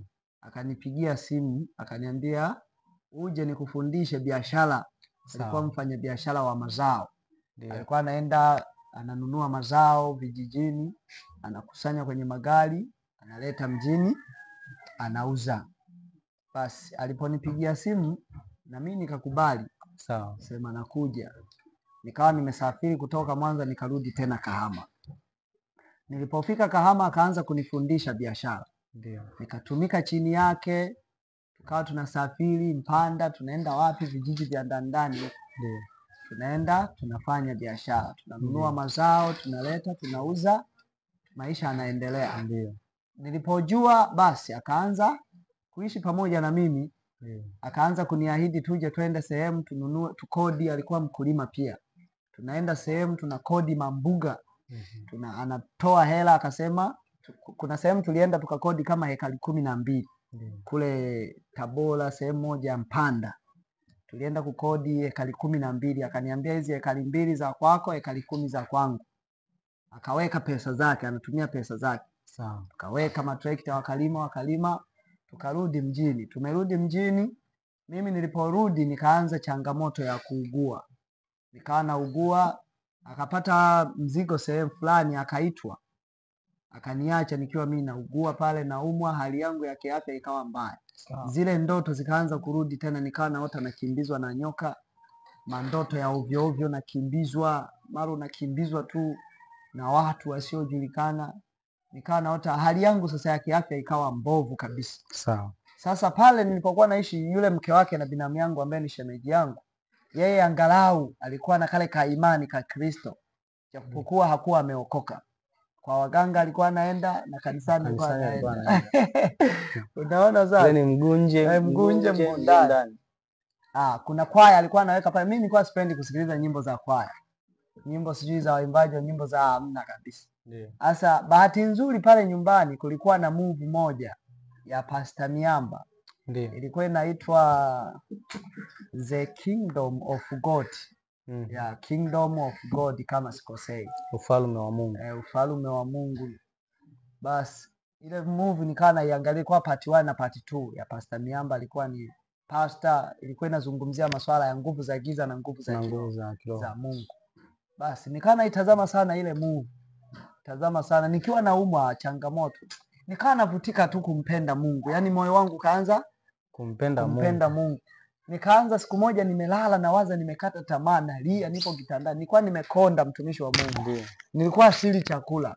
Yaani nilikuwa naumwa, yaani ukiniletea wali hapa na yaani nasisikia vibaya, hali inazidi kuwa mbaya. Hali inakuwa mbaya, utamani hata kula. Ni chakula changu ilikuwa ni kachumbari. Ukinitengenezea manyanya yamechanganywa na vitunguu, nakula. Hapo unafurahia. Nafurahia. Ndio kilikuwa chakula changu. Shetani alinitesa sana. Basi nikiwa pale niko naota zile ndoto, siku moja nililia sana, nikawa nasema kwamba sasa nilichokipanda nimekivuna. Ndio. Maisha niliyokuwa naishi mabaya sasa ndo naenda kufa. Na nikifa, tulikuwa tunafundishwa kwenye dini yetu kuna kiama. Siku ya kiama, kwanza kabla kiama haijatokea mle kaburini, kama ulikuwa umetenda mambo mabaya, kaburi kuna adhabu ya kaburi. Kaburini mule kuna adhabu yake. Kwenye ile imani yetu ambayo tulifundishwa kwenye familia. Sawa. Kaburi linakuwa linakubana, kuna malaika fulani mtesaji anakuja kukutesa mle kaburini kabla ya kiama. Ndio. Nikawa nawaza yale mafundisho tulikuwa tunafundishwa kule. Nikawa nawaza mafundisho, sema itakuwaje hapa? Mimi naenda kufa sasa. Mateso yale nakutana nayo. Nilikuwa nimekata tamaa ya kuishi. Na kufa. Naenda kukutana na adhabu, na nikija kufufuliwa siku ya kiama, jehanamu. Ndio. Tulikuwa tunafundishwa masuala ya jehanamu, kiama. Basi nikaanza kutubu, mtumishi wa Mungu. Mungu nisamee. Najua nimekosea sana. Yaani ni roho tu ilikuja, yani nikaanza kutubu. Makosa. Mungu nisamee, kile nilichokitenda hakikufaa. Ndio. Basi tumeendelea vile. Siku moja, mtumishi wa Mungu, nikaja nikasikia tena sauti inaniambia, mara 3 mrudie muumba wako. Inanishuhudia mrudie muumba wako mpaka mara 3. Ndio. Nikaanza kuwaza muumba wangu. Msikitini nilikuwa siendi kwenye swala. Kulikuwa na kijana jirani pale nilipokuwa naishi, yeye alikuwa ameshika sana masuala ya ibada. Nikamwambia, Ijumaa bwana twende msikitini. Akasema akafurahi sana, akasema haina shida tutaenda. Basi sasa nguo za kwenda kuswalia nilikuwa sina. Mimi nilikuwa muhuni. Nguo zangu nilikuwa navaa modo ambazo nikiinama huku nguo ya ndani inaonekana. Alafu minyoo yangu nilikuwa nanyoa denge. Nilikuwa na kali hata nywele na kali. Ndio. So nilikuwa naishi maisha tulikuwa tunajiita masharobaro. Masharobaro wa hizi zile. Ndio maisha nilikuwa naishi. Sasa nguo ya kwenda kwenye ibada, nguo ya heshima nilikuwa sina. Nikamwambia rafiki yangu, sasa kipindi hicho hali yangu imeanza kuwa nzuri. Ndio. Namwambia sasa nguo za ibada sina, inakuwaje? Mimi nitakupa kanzu. Ijumaa ilipofika, sijui kilitokea kitu gani yani. Nikajikuta kashaenda mwenzangu. Ndio. Nikabaki. Ilikuwa ni kusudi la Mungu tu, sio kunibadilisha hii dini sasa. Basi tumekaa pale. Ijumaa ya pili nikamwambia usiniache, akaniacha tena. Nikaumia sana, nikaona kama amenitenga hivi. Basi nikageukia kwa shemeji yangu. Sasa shemeji, Jumapili basi twende kanisani. Yaani moyo wangu unatamani Mungu. Ndio. Yaani nikikutana na mtu yeyote anayeniambia iwe Muislamu iwe Mkristo, akiniambia habari za Mungu napenda, yani napenda. Nikamwambia shemeji yangu, shemeji basi huyu kijana mwambia twende msikitini, yani lakini naona kama vile haeleweki. naomba basi Jumapili twende wote wapi? Kanisani. Shemeji akafurahi akasema sawa twende. Basi nikamwambia nguo za kwenda kanisani sina kuaje. Akanipa suruali ya binamu yangu, alikuwaga haivai, ilikuwa imembana. Sawa. Nilipoivaa mtumishi wa Mungu likawa bonge la suruali, akaniangalia na bonge la shati. Ndio. Hata mimi nikavipenda tu basi hivi nikavaa. Basi siku ya Jumapili imefika na yeye, si nikaamka nimechelewa, sijajiandaa mapema. Akaniacha. Akakuacha tena. Nikaumia, nikawaza kwamba inakuwaje? Mbona mimi watu wananitenga ninapoambia masuala ya Mungu? Nikajikatia tamaa tu, nasema bora tu nife. Nikamwambia Mungu nife tu sasa ila unisamee. Hasa siku ile nimejikatia tamaa usiku, mtumishi wa Mungu. Nikalala. Nimelala nikaota ndoto. Yule joka amekuja tena. Yule joka aliyekuwa ananikimbiza. Ili ya bonge la joka. Kama ulishawahi kutazama movie za Anaconda. Lile li Anaconda lile sasa. Sawa. Ndio ilikuwa linanifukuzia sasa. Ili hapo bonge la joka, nikaanza mbio. Ukaanza kukimbia. Mbio kwenye ile ndoto. Mungu wa ajabu, mtumishi wa Mungu. Yule joka kipindi anataka kuning'ata, nikaanguka kwenye shimo. Lile shimo, bahati nzuri, juu ya shimo kulikuwa na kijimti kama hiyo nguzo hapo. Nikashika ile nguzo ya mti. Nikaning'inia. Yule joka akapitiliza. Akapita tu juu ya shimo huyo. Mimi nimening'inia shimoni. Nikatazama mwisho wa shimo siuoni. Ndio. Giza peusi. Nimeshikilia pale mkono mmoja. Nimechoka sasa. Nikiachia tu nadumbukia shimo. Na shimoni sioni mwishoni. Naona moja kwa moja kuzimu. Nikatazama sasa ule mti nilioshikilia. Kule pembeni kuna mchwa wanaula ule mti. Na huku kuna mchwa wanaula. Uvunjike niende ndani. Unaona sasa? Nilipoona vile nikasema maisha yangu kwa heri. Nilipokuwa katika ile hali ya kujikata tamaa, nikaona juu kuna mtu mwenye mavazi meupe. Amekuja pale. Alipofika tu nikasema niokoe, nikapiga kelele niokoe. Ndio. Akainama akanichukua. Aliponichukua akaniambia twende nifuate. Tukaenda sehemu kuna njia panda. Ndio. Kulikuwa na njia hizi 2. Nyingine inaenda hivi, nyingine inanyosha. Hii ni nyembamba. Hii ni pana. Ndio. Hii nyembamba ina vilima, inapanda, inashuka, inapanda, inashuka. Kaniambia unaona hii njia? Angalia kule kuna nini? Mwishoni nilipoangalia ile njia kulikuwa na mji mkubwa. Mji wa kifahari. Ndio. Mkubwa uko juu. Ile njia imepanda ikaenda juu. Uko juu pale. Unaona ule mji, ukifika pale utakuwa salama. Nenda na hii njia. Nikaanza kwenda na ile njia, nikaamka. Uko kwenye ile njia. Nikaamka niko kwenye ile njia. Sawa kabisa. Basi nilipoamka moyoni mwangu nikaamka tu siku hiyo nina furaha. Ule ugonjwa umeyeyuka. Siozi ugonjwa tena, stress zile za kufa zile hazipo, nasikia raha. Kulikuwa na nyimbo za Abiudi, mchungaji Abiudi. Kuna wimbo fulani hivi nilikuwa naupenda sana. Alikuwa naimba wimbo unasema simama mwenyewe Bwana, simama mwenyewe. Sasa mimi nilikuwa sipendagi nyimbo za kwaya, ila toka nimeota ile ndoto nikaiplay ile nyimbo, maana zilikuwepo pale kwenye TV. Nimeplay, nikaanza kusikiliza ile wimbo, nikapata raha moyoni. Nikaanza kuwa nasoma Biblia. Nikaanza kuwa naangalia ile movie ya Pastor Miamba ile Kingdom of God. Nasoma Biblia sielewi. Maana ilikuwepo Biblia pale ya shemeji yangu. Nasoma sielewi. Nikaanza kumpenda Mungu tu. Nikasema kuanzia leo nimebadilika. Huyu Yesu, yani nikaamini kupitia zile nyimbo kusikiliza zile movie za kimungu. Nikajikuta na mimi nasema na mimi nampenda Yesu. Kuanzia leo nimeokoka. Nikasema tu hivyo. Ndio. Nikasema nimeokoka. Nilikuwaga naimba nyimbo za hip hop nikaacha, nilikuwaga na mabiti. Nilikuwaga najifungia ndani naanza kufanya mazoezi ya kulap, kuimba. nikaachana nazo. Kupitia njia ile sasa nikaanza kuona na mabadiliko kwenye mwili wangu. Nikaanza kuhisi uponyaji, nikaanza kuona kupona hivyo hivyo tu. Siku moja tena nimelala. Nimelala tu hivi. Nikaona jambo moja la ajabu. Kuna mtu nikamuona amesimama yuko hewani. Miguu yake kama shaba inang'aa, alafu amevaa vazi refu kama kanzu. Naanza kung'ang'ana sasa nifungue macho nimuone sura yake, na pandisha hivi nakomea tu hapo. Naona kuna nguvu zinanirudisha nisimuone, zinanirudisha nisimuone. Nikiwa katika ile hali, mwisho wa siku alinitamkia tu maneno, jipe moyo utashinda. Jipe moyo utashinda. Akapotea. Alipopotea tu nikafungua macho simuone. Nikaanza tu kushukuru, asante Mungu kwa malaika wako. Basi tukio hilo nalo likaisha. Nikasafiri nikarudi kijijini. Sawa.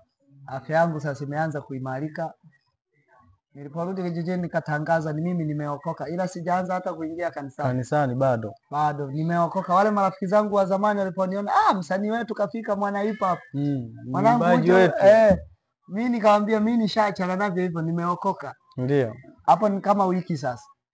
Nimeokoka. Watu wakasha, unasali dini gani? Sina dini yoyote, ila nimeokoka, Yesu ni Bwana. Mama yangu akaniambiaje, basi kama umekubali kupata njia hiyo, nenda katafute kanisa lolote ambalo lililo karibu na wewe. Uende pale ukajitambulishe, uokoke, uombewe sala ya toba. Ndio. Huko ndio kuokoka. Nikamuelewa. Niliporudi mjini kule Kahama, nikafika pale nikaanza kuomba Mungu aniongoze kanisa sahihi la kuabudu. Ndio. Kwamba ni sehemu gani sahihi ya kuabudu. Basi nikawa naomba Mungu anisaidie. Siku moja nikawa katika hali ya kuomba.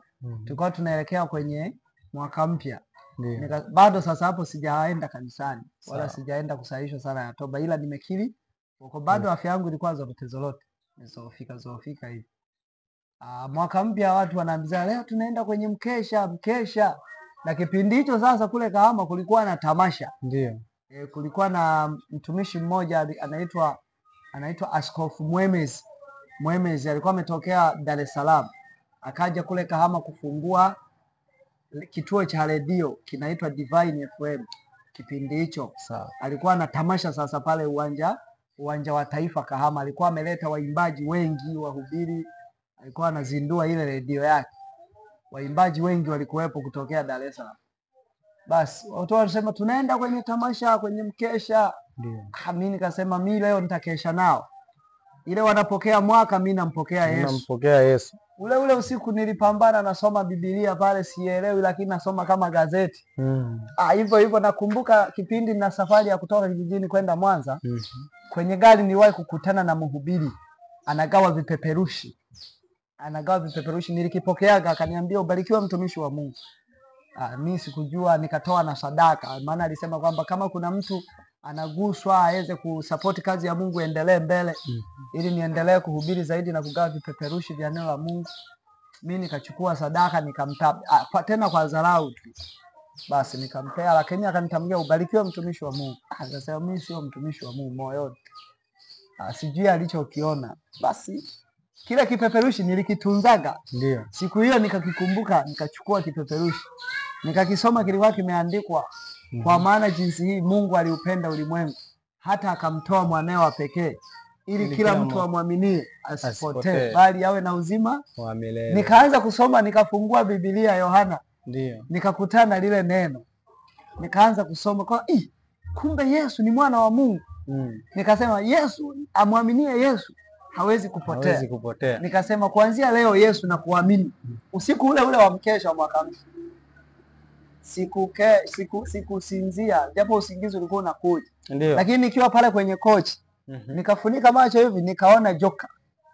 Pale. Nikaona kama joka. Lile linataka kunigonga hivi, nikaruka. Nikaruka kweli. Mimi naona kama niko kwenye usingizi. Kumbe nikajikuta kweli nimefaulu. Umeruka. Nimeruka nikaenda kuanguka pale, nikatoa nikaamka. Sasa nataka kuchanganyikiwa ni. Nikaanza kuomba, Yesu nisaidie, huyu adui ananisumbua. Basi nikiwa katika hali ile nimekaa pale naomba Mungu anisaidie kutoka katika ile hali mbaya. Ndio. Usiku ule nimeendelea mpaka ikafika saa 6. Nikasikia watu nje wanapiga kelele, mwaka mpya, wanapiga madebe, watu wanapiga mibaruti huko. Mimi nikaanza kuomba sasa. Yesu sijui hata kuomba. Sijui hata kuomba, unampokea Yesu. Nilishangaa. Nilisema tu mimi kwamba Yesu, naomba nikuamini leo. Nataka nikuone katika maisha yangu. Nimeteseka vya kutosha. Ndiyo. Naomba unisamehe, mimi ni mwenye dhambi, nimefanya dhambi nyingi sana. Sawa. Lakini sikupata matokeo ya dhambi, mwisho wake ndo huu. Kama ni uasherati nimefanya, uzinzi nimefanya, starehe zote nimefanya. Sawa. Sijaona faida yake, mwisho wa siku naambulia kufa. Mungu, nifanyeje ili nipate kuokoka na haya? Naomba unisamehe. Na kuambia mtumishi wa Mungu, ilitokea nguvu. Nilianza kuomba maombi mpaka saa 11. Ndio. Saa 11 naomba kama mtu aliyeokoka miaka mingi. Naomba nguvu ya ajabu. Niliposema amen, kumekucha, nikalala. Asubuhi nikaona aibu kuamka, majirani wenda wakisikia. Maana nilikuwa naomba kwa nguvu kubwa sana. Yeah. Tena kwa kulia machozi. Nikaamka siku hiyo nimekuwa mpole. Asubuhi kulipokuja niliamka saa 4. Nikakuta majirani wote hawapo. Hata shemeji yangu alikuwa hayupo. Nikamaliza pale, nikanywa chai. Nikaenda mjini kutembea kutafuta kanisa. Ndiyo. Naenda naangalia makanisa yalivyoandikwa. Baadaye nikarudi nyumbani. Nimerudi nyumbani. Kuna rafiki yangu sasa mmoja, yeye alikuwa ameokoka, mimi sijaokoka. Tulikuwa tunataniana sana zile ziara. Ndiyo. Mara ananiambia wewe okoka tu, mimi naambia wewe niokoke tena. Nikaenda kumfuata sasa, nikamwambia mimi ndugu yangu nimeokoka. Akawa ananishuhudia maneno ya Mungu ya kanisani kwao, naona raha. Yaani akiniambia shuhuda za Mungu, raha. Akiniambia nasikia raha tu moyoni. Basi mwisho wa siku moja akafunga duka lake pale, anasema mimi naenda ibadani kwa Jumatano. Akasema mimi naenda kanisani. Nikamwambia na mimi naomba tuende wote wapi? Kanisani. Basi kama tumeenda kanisani. Mara yangu ya kwanza kuingia kanisani nikiwa mtu mzima. Ndio. Nilipata raha sana mafundisho. Nikamwambia na lini tena ibada? Ananiambia Ijumaa. Wakati huo ukiwa na umri wa miaka mingapi? Hapo nilikuwa na umri wa miaka 19. 19 kuelekea 20. Sawa. Kwa na umri wa miaka 19 kuelekea 20. Sababu nilikuwa nimebakiza tu, maana ilikuwa mwaka tayari tumeshaupokea. Nilikuwa nimebakiza tu kama miezi michache tu nikamilishe miaka 20. Basi nimekaa pale, nikaanza kusali kwenye lile kanisa. Ile kanisa lilikuwa linaitwa kanisa la AGT Jerusalem. Pale Kahama mjini. Na mchungaji wa ile kanisa alikuwa anaitwa mchungaji Felix Gwamie. Ndio alikuwa anachunga lile kanisa, lakini kwa sasa ilishabadilishwa ile kanisa. Sio AGT tena, ni AGCCI. Pale ndo nilikuwa naabudu pale. Nimekulia pale kiroho sasa. Nikaanza kuimba kwaya. Sawa. Naimba kwaya. Basi nilikuta pale kanisani kuna maandalizi ya mkutano. Ndio. Walikuwa wanahubirigi mitaa kwa mitaa. Basi nikawa nimejiunga na wale waamini wapya, tukaanza mafundisho na mimi nikawa kama nimeokokea kwenye ile mikutano. Tukajiunga na wale waumini wapya. Tulikuwa watu 70. Tukaanza mafunzo ya ubatizo. Tulibatizwa watu 70. Ndio. Mchungaji akasema hii itakuwa kwaya na walimu watatoka humu. Wote ni wokovu wapya, waongofu. Watu 70 tuliokuwa kwenye mkutano. Ulifanyika mkutano Marunga. Sawa. Wale wakazi wa Kahama kule wataelewa Marunga ni wapi. Ulifanyika mkutano, wakaokokea huko. Mimi tayari nilikuwa tayari nimeshaokoka sasa. Nikajiunga na wale nipate mabatizo. Kwa hiyo kanisani wakajua kama na mimi nimeokokea kwenye ule mkutano. Tukabatizwa, tukaanza mazoezi ya kwaya sasa. Watu 70. Kwaya mpya ikaitwa jina kwaya ya Sinai. Kwaya ya Sinai. Na watu walikuwa wananijua mimi kama mwalimu wa ile kwaya. Ndio. Nilipataje walimu kwenye ile kwaya? Kumbuka nilikuwa na kipaji cha kutunga nyimbo. Cha kutunga nyimbo. Yaani kwenye kuimba mimi moyo ulikuwa unanipweta pweta. Siku moja sasa tukapangiwa zoezi lenu mtakuwa mnakuja siku fulani. Tukaja kweli. Sasa wakutufundisha hayupo. Bado hatujapewa mwalimu. Mimi nikaanza kuwapa tu idea tu nyimbo. Jamani mimi na uwezo wa kutunga nyimbo.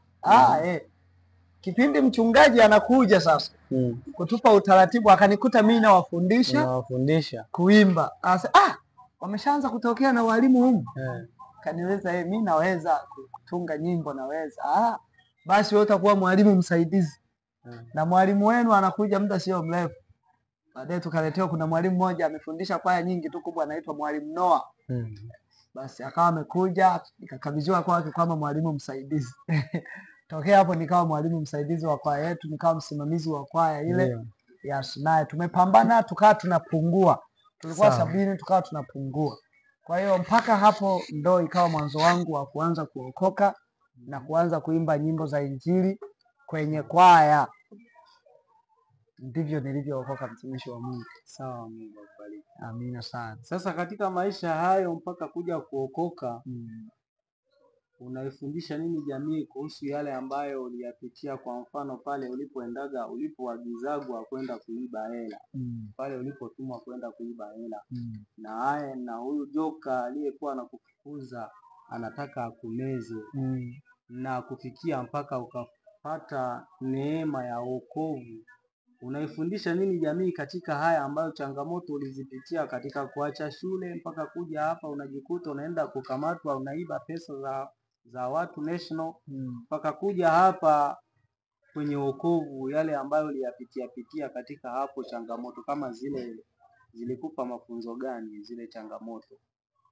Baada ya kuja kuokoka na kuijua kweli ya Mungu, niliona kabisa kwamba maisha bila Yesu, maisha bila wokovu, hakuna kitu.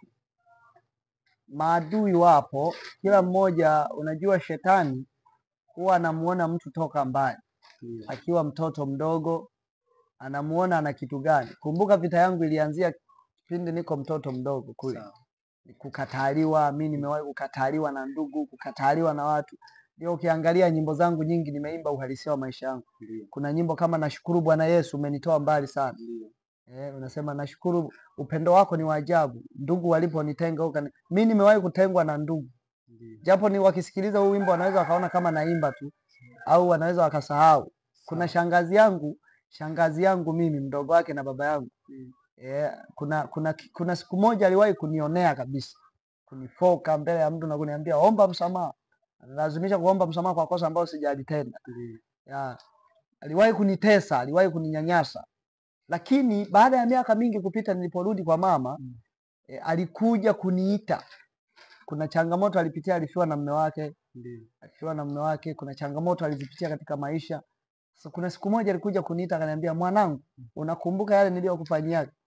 Naomba unisamehe. Shangazi yangu ananitamkia kwamba naomba unisamehe. Na kipindi kile ananifanyia hayo mambo nilikuwa bado mtoto mdogo, hata sijielewi yani. Sasa nikashangaa, miaka mingi imepita, na kuja kukutana naye ananiambia naomba unisamehe. Hapo ndo nikajua kwamba nilikuwaga nafanyaje, naonewa. Kwa nini aniombe msamaha? Maana yake walikuwa wananionea, nimetengwa na ndugu, nimekataliwa na ndugu, mimi nimenyanyaswa, nimeteswa, nimeishi maisha ya taabu. Hakuna hata ndugu aliyenisaidia na kunisamini. Lakini baada ya kuja kuokoka sasa, Yesu akanisamini. Yesu ameniheshimisha. Yesu amenipa huduma ambayo inanifanya nionekane mbele za watu ni wa thamani. Kwa hiyo narudi kwenye jamii kwamba wokovu ni kitu kizuri. Hata wale ambao wanapinga wokovu, wanapinga watu, wanazuia watu kwenda kanisani, nakosea. Mimi nilitengenezwa kanisani, nimeokoka nikatengenezewa akili nzuri kanisani. Baada ya kuokoka maisha yangu yalibadilika. Ningekuwaga nimekufa mimi kama asingekuwa Yesu, ningekuwa nimeshakufa. Hata wewe msikilizaji unayetusikiliza hapo, unatutazama hapo kwenye TV yako, wokovu ni kitu kizuri na ni cha muhimu. Mimi nimeishi maisha ya upagani, nimeishi maisha ya kwenda kwa waganga wa kienyeji, nimeishi maisha yote mabaya na mazuri, starehe zote za dunia nimezifanya nikiwa na umri mdogo. Lakini mwisho wa siku niliambulia uovu na magonjwa.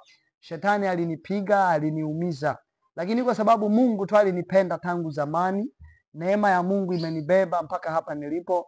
Hata kuja kutoa ushuhuda huu kwenye TV yako hapo unaponitazama, ni Mungu ameniokoa. Yesu amenitengeneza. Ningekuwa nimeshakufa na kupotea. lakini kwa sababu ya wokovu ukimwamini Yesu unakuwa salama.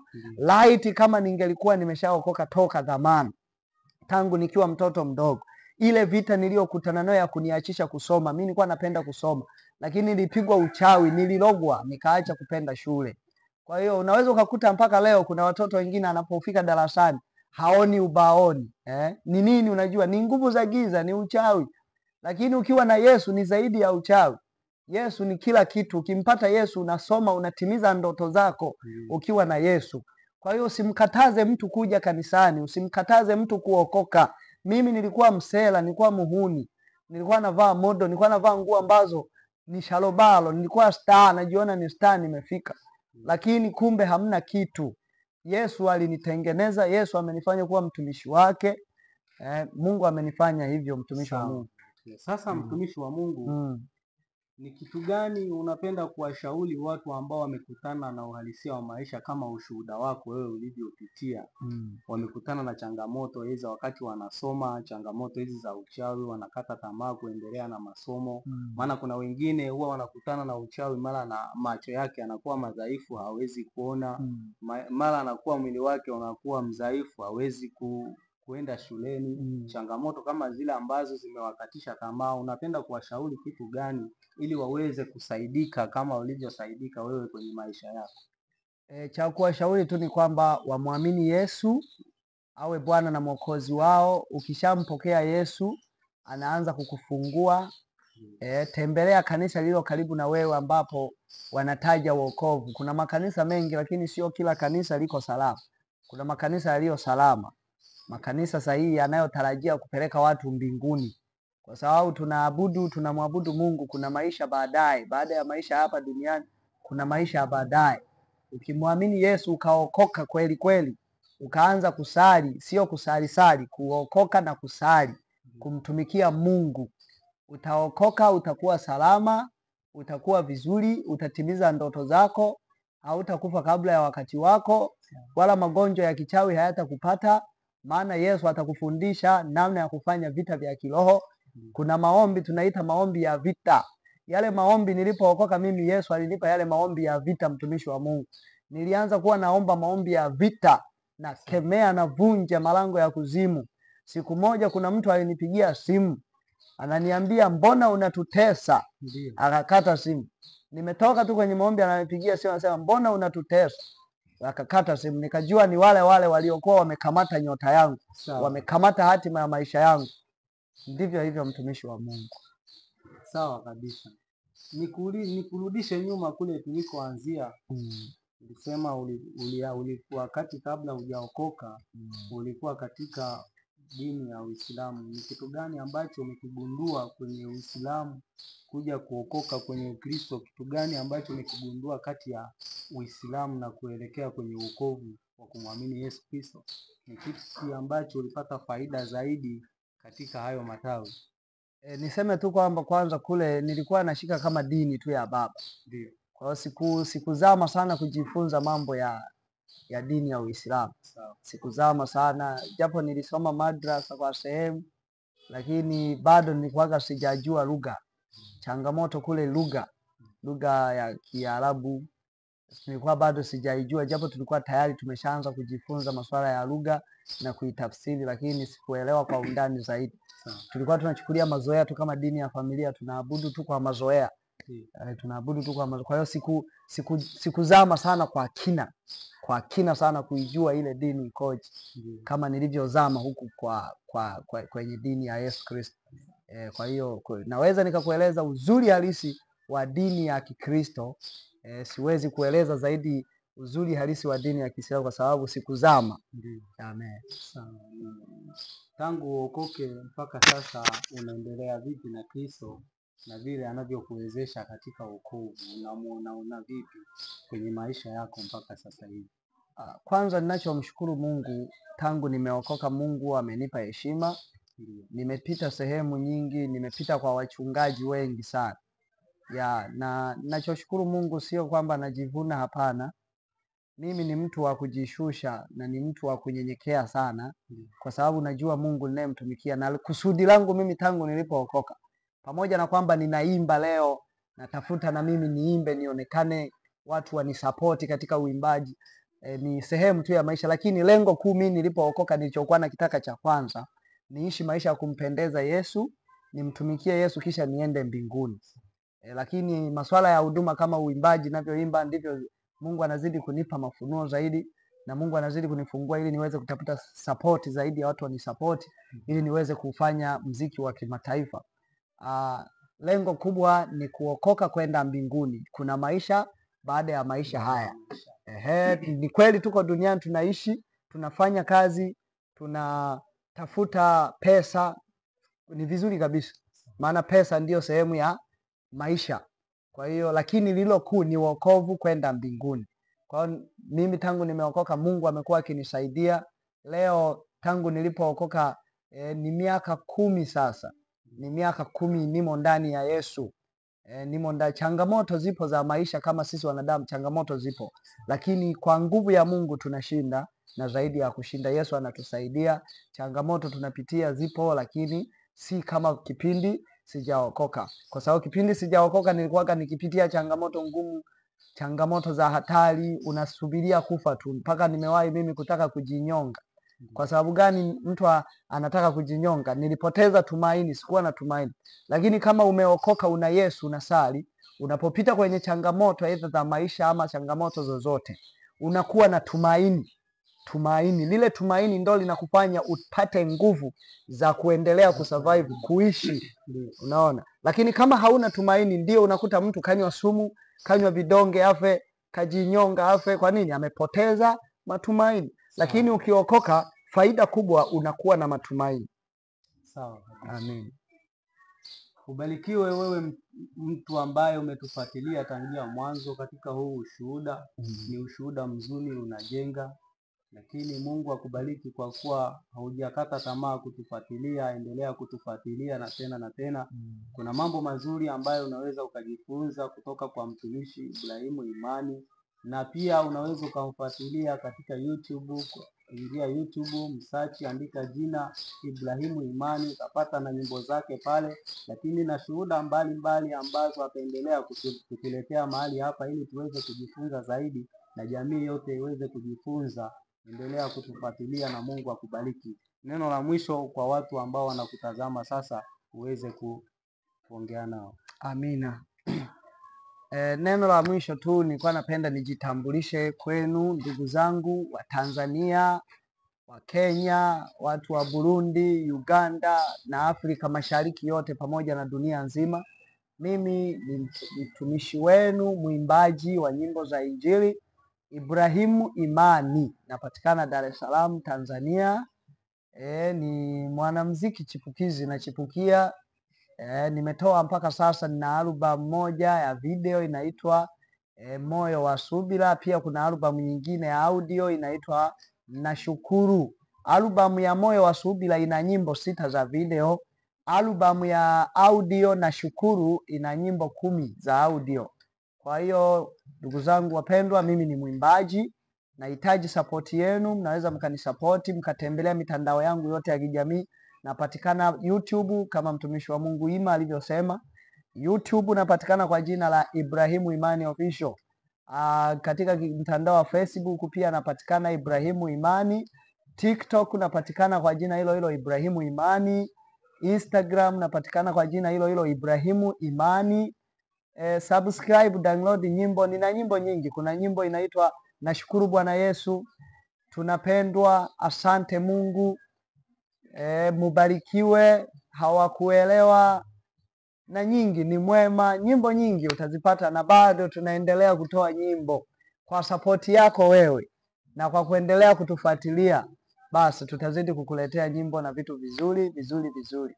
Na nimekuja leo kuzungumza haya yote, ni ujumbe ambao nimekaa nao muda mrefu, nimekuwa nikitafuta sehemu ya kuusemea, lakini Mungu ametuwezesha leo, amenikutanisha na mtumishi wa Mungu Ima.